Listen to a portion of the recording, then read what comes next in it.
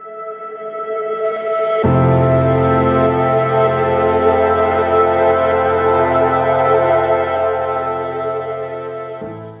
selamat datang kembali di channel saya Flashlight Noob. Di video kali ini saya akan review dari merek Jetbeam, yaitu tipe Jetbeam M37. Jadi senter ini sendiri sebenarnya udah lumayan lama saya punya, mungkin sekitar 3 bulan, dan baru sekarang saya review ya. Dan senter ini sendiri disponsorin oleh Flashlight Go. Jadi buat teman-teman yang tertarik untuk beli senter, nggak cuma Jetbeam M37 ini, bisa langsung ke websitenya Flashlight Go di flashlightgo.com ya. Nanti saya juga kasih di link deskripsinya untuk link pembeliannya. Ini dari luar negeri ya. Dan di Flashlight Go sendiri itu dijamin aman pembeliannya, dan pembayarannya pun cukup fleksibel, bisa menggunakan credit card, bisa menggunakan PayPal dan sebagainya. Oke, seperti apa Jetbeam M37 crossbow ya? Kita akan lihat dulu untuk packagingnya mendapatkan apa saja. Untuk package-nya seperti ini. Jadi untuk max lumennya, output maksimalnya itu di 3000 lumen dengan emitter LED-nya ini XHP 50.3.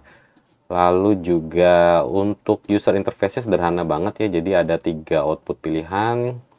Untuk water resistance-nya IPX8, dan untuk jarak maksimal sorotnya itu di 340 meter, dan baterainya formatnya 18650. Walaupun bentuknya seperti besar, tapi ini baterainya 18650.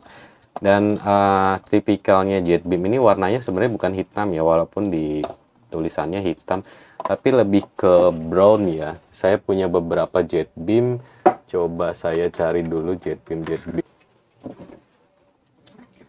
Oke, dan ini juga saya punya Jetbeam yang belum saya review juga. Ini adalah seri TH10 ya, TH10 Tactical. Dan warnanya ini karakteristiknya Jetbeam sekali ya. Seperti ini persis. Oke, kita langsung lihat package-nya. Di sini ada spesifikasinya, ada 3 output pilihan, dari turbonya di 3000 lumen. Lalu di mediumnya ada di 600 lumen, lalu low-nya di 30 lumen. Untuk jarak untuk maksimum runtime-nya, durasi waktunya 3000 lumen itu 1,8 jam, dan itu bukan berarti bertahan di 3000 lumen ya, tapi nantinya akan step down mengikuti temperatur ya, suhu dari LED-nya itu sendiri, dari senternya, dan dia akhirnya untuk akumulasi dari menyala 3000 lumen sampai mati itu 1,8 jam. Dia type C di baterainya. Oke, kita lihat dapatnya apa aja.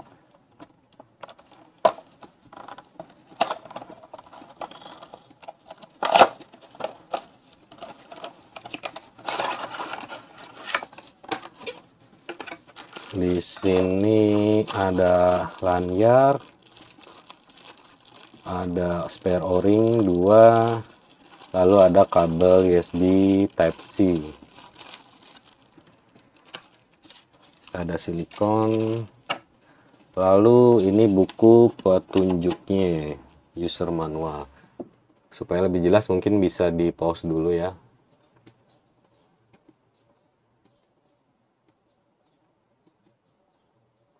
Kurang lebih seperti itu. Oke, kita langsung masuk ke senternya. Senter ini sederhana sekali ya. Ini senter sederhana dan memang lebih menyasar ke segmen taktis ya, senter taktis, karena Jetbeam M37 ini tidak ada memory mode, jadi tidak bisa mengingat output apa yang terakhir dipakai output. Jadi kan kalau rata-rata senter itu saat kita pakai lalu kita nyalakan lagi akan bertahan ya, akan tetap di output yang sama. Kalau Jetbeam M37 ini tidak punya memory mode, jadi setiap kali diaktifkan akan masuk ke turbo. Sebelum kita masuk ke user interface, kita lihat dulu penampakannya Jetbeam M37 crossbow. Dan ini LED-nya SHP50 versi 3. Untuk reflektornya sendiri ini cukup dalam ya, jadi orange peel tapi cukup dalam. Jadi beam profile-nya, karakteristik si sorotannya itu tetap ada hotspotnya, tapi tetap menyebar, floodingnya tetap dapat. Dan ini menurut saya salah satu beam profile yang bisa dipakai skenario sehari-hari ya. Jadi tidak terlalu sempit sudutnya. Jadi kalau center-center thrower itu kan terlalu sempit ya, kadang susah lihatnya. Tail cap. Dan di sini yang paling bagus, sebenarnya yang paling bagus poin utama dari M37 ini adalah desainnya. Desainnya itu menarik sekali, bagus banget ya.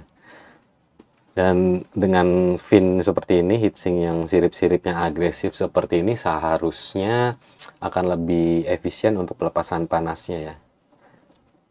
Kita lihat depannya, dan juga di sini juga ada ceramic beads. Jadi ini fungsinya untuk pemecah kaca.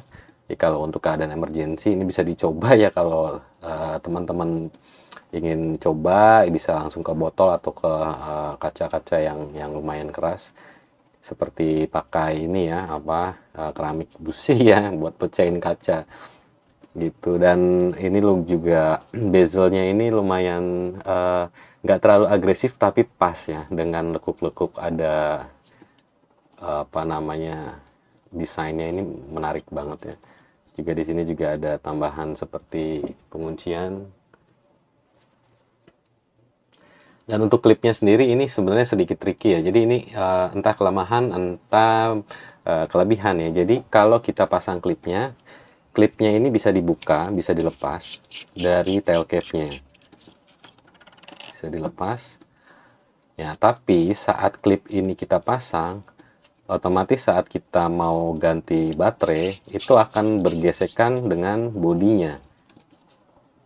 Saat kita buka tail cap, ini akan bergesekan dengan bodinya.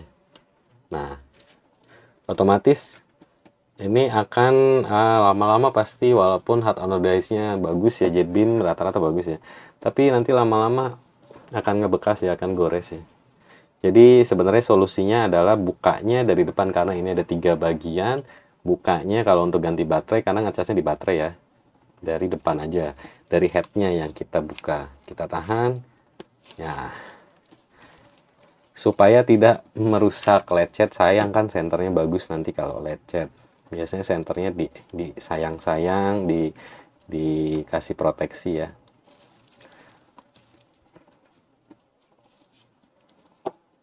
Ini saya pasang lagi dulu, saya kencangkan.